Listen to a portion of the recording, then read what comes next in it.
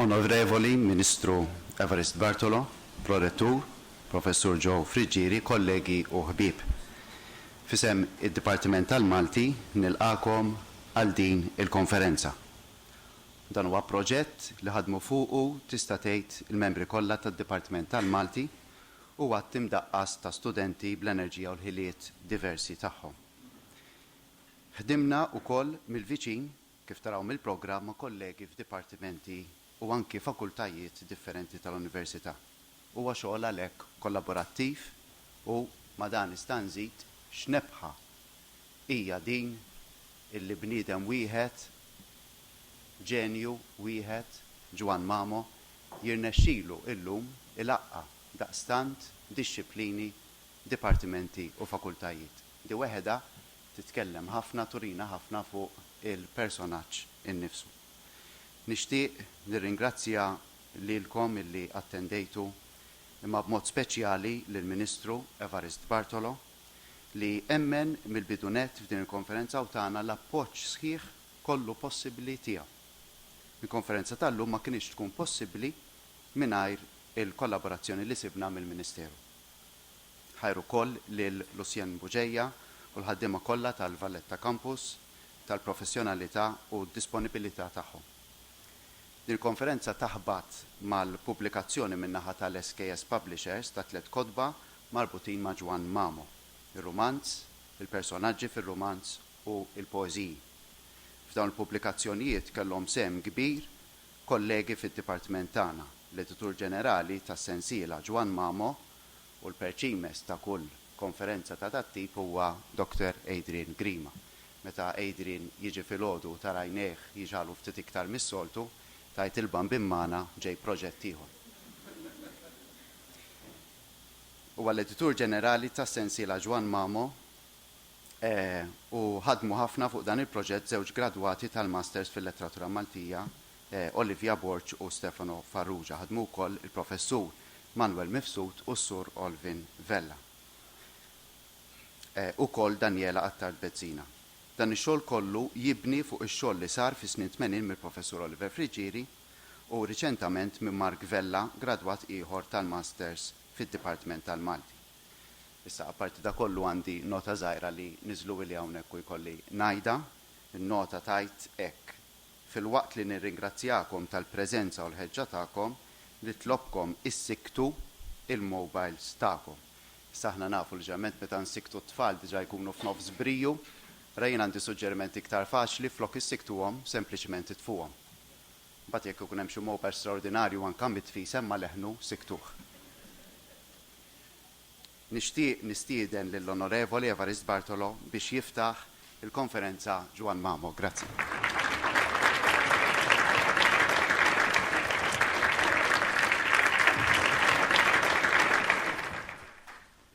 Jiena ma nafx fejn qiegħed Juan Mamo bħalissa u ma nafx jekk hux qiegħed x'imkien, ma nista' nimmaġina kemm ikun qed jitbissem jara din il-miġem hawnhekk u f'dan il-post u b'dawn it-temi kollha naħseb li min jaf sens ta'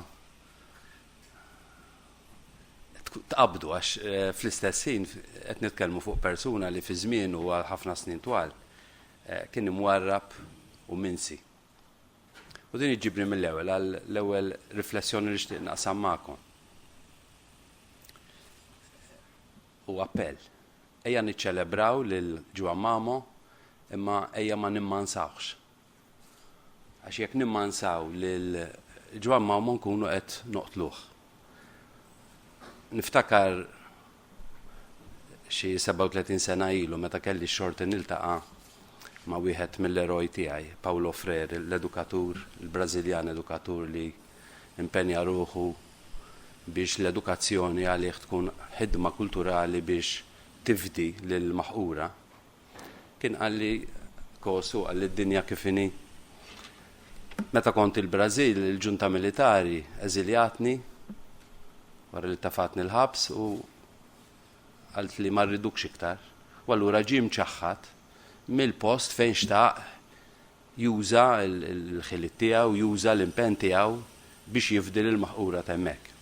Għalli mbagħad mort New York, stidnuni New York. Għalli u xi wasalt New York. nara bid-dawl hekk aħmar u blu jixel u jitfi. This evening, the great revolutionary Paulo Freire, star celebrity, gives his speech on education.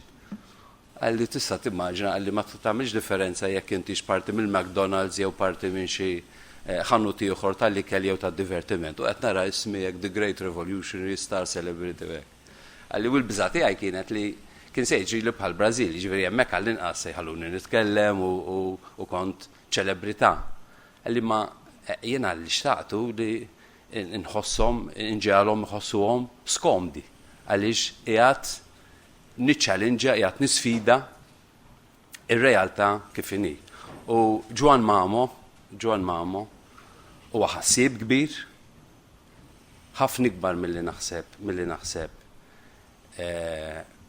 għatfimna, però jiena ċert li bil-konferenza tal-lum anke l-fatt li hemm tant nies minn oqsma differenti qed jitkellmu dwar Ġwan Mamo turi kemm kien bniedem ta' oqsma differenti, kemm mill-lat umanistiku, kemm mill-lat xjentifiku, kemm mill-lat politiku, kemm mill-lat soċjali, mill-lat kulturali.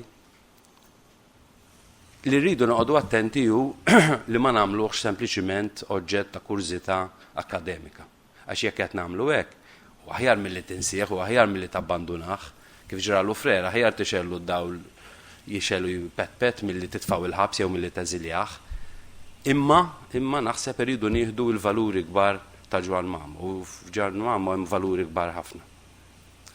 Hemm valuri kbar ta' edukatur, naħseb jiena kien wieħed mill-ewwel persuni li f'Malta ħaddem il-kunċett ta' edukazzjoni tul il-ħajja, għaliex anke x-xogħol li kiteb, anke x-xogħol fejn ipprova jippopolarizza x-xjenza, fejn ipprova jippopolarizza l-mediċina, fejn ipprova idaħħal kuxjenza kritika għal dawk li huma minn taħt u differenza kbira bejn Ġwan Mamo u kittieb oħra tagħna li n-nies ta' taħt mhumiex oġġett ta' folklor, ma jirromantaċizzhomx, ma jgħidx laqqas min-naħa l-oħra huma vittmi, ma jgħidx li huma ħasra, ma jigglorifikhomx, ma jgħid joħodhom bil nuqqasijiet kollha tagħhom u f'sitwazzjoni fejn huma kienu mċaħdin minn kollox dan bil-fors li kellhom ħafna nuqqasijiet, imma biex jinfdew, biex jimxu l-qudiem. Allura jiena għalija l-valuri kbar ta' Ġwan Mamo minn barra li kien spiritu kritiku, spiritu demokratiku, intellettwali nazzjonal popolari fis-sens Gramscian ta' xi ħadd li waqt li qiegħed jagħmel għażla preferenzjali favur dawk ta' taħt, favur dawk il-maħqura, mhux imma qiegħed jingħalaq f'xi dinja settarja, imma u naħseb ukoll wieħed mill-ewwel kittieba Maltin li jipprova jifhem lil Malta u lil Maltin fid-dinja, u għalhekk naħseb Ġwan Mamo qatt għandu xi ħaġa xi jgħidilna nkellum, għaliex mhux sempliċement qiegħed jagħmel ritratt ta' kif jgħixu n-nies, imma kif jgħixu n-nies fid-dinja bil-provokazzjoni kollha ta' xi tfisser meta tara Maltin jitilqu lejn realtajiet oħra u jaqsmu lejn realtajiet oħra u kif iġibu ruhom u x'isibu qudiemhom dak iż-żmien, dak il-ħin. U għalhekk naħseb li rrid nirringrazzja ħafna lill-fakultajiet differenti tal-Università, sintendi lill-Adrian għall-okkażjoni bħal din. Kif qed Ġwan Mamo jistħoqlu li jiġi ċelebrat, però kif qed ma jistħoqlux li jiġi mmansat, jiġi imitat, għax naħseb għandna x'nitalmu minnu. Bniedem li ma kienx kuntent biss biex jinterpreta d-dinja jew biex jesprimiha, imma wkoll biex ibiddilha. Grazzi ħafna.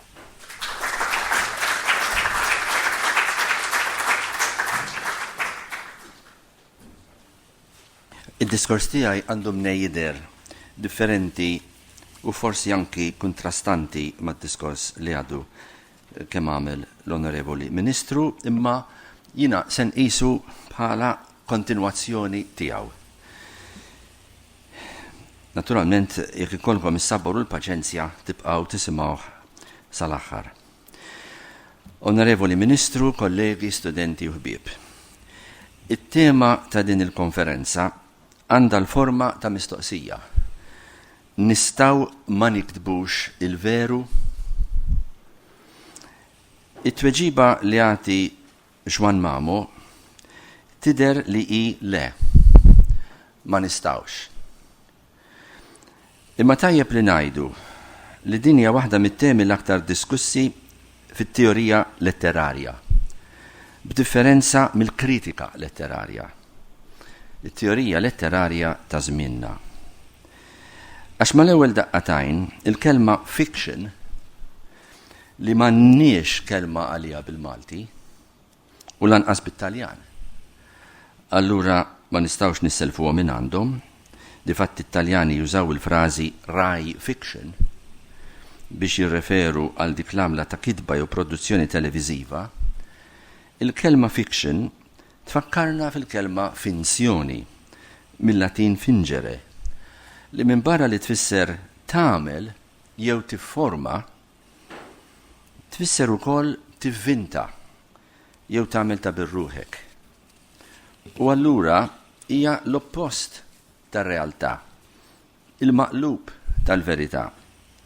U f'dan is-sens, il-kittiba tad-drammi, tar-romanzi u tan-novelli, il-kittiba tal-fiction, qegħdin jagħmlu ta' birruhom li qed jirrakkuntaw storja li ġrat meta fil-fatt jafu li ma ġratx.